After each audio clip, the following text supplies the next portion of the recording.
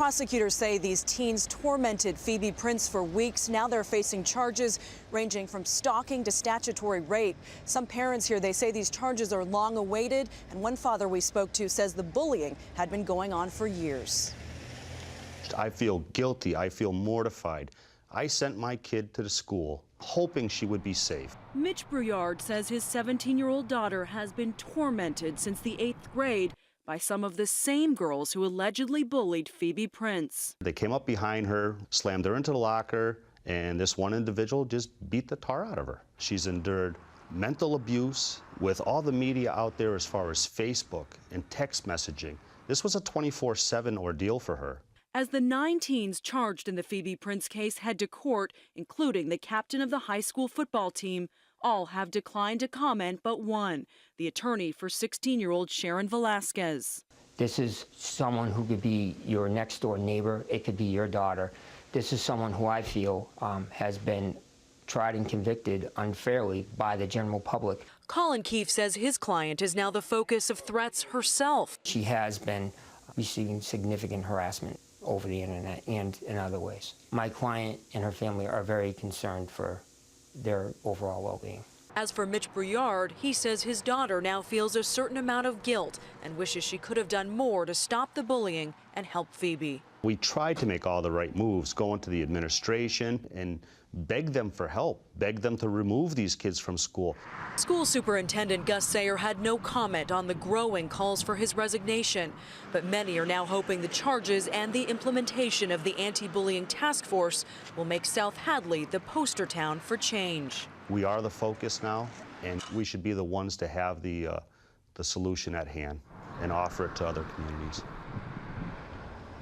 Once again, the 3 teens will not be appearing in court today. Some in the community are calling them cowards for failing to show up, but it is their legal right to waive this appearance. And George, 3 more of the teens will have their day in court on Thursday.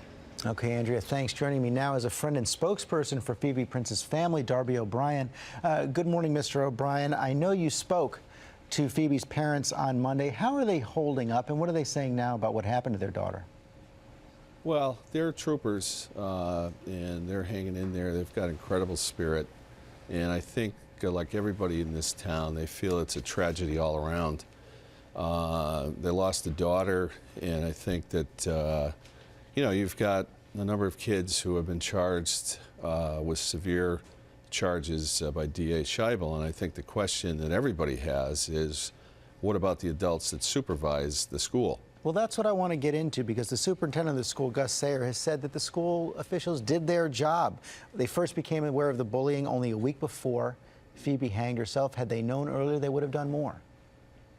Well, the chairman of the school committee, Ed Boiselle, Superintendent Sayer, Principal Smith are clueless. They've been clueless since the beginning.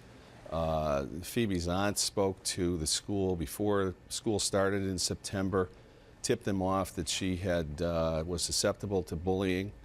The superintendent has said that they never heard from the Prince family. He said that to me a few weeks back, when in fact Ann Prince had been in early November and asked about this gang of girls that was tormenting her daughter. Was she safe? And she was told she was. Excuse me for a second. That's a pretty serious discrepancy in their stories. He's saying he didn't know anything about it until a week before. Well, you know, I think what it gets down to is that you had Principal Smith conducting an investigation that involved him and his staff, and it was slow to start, fast to finish.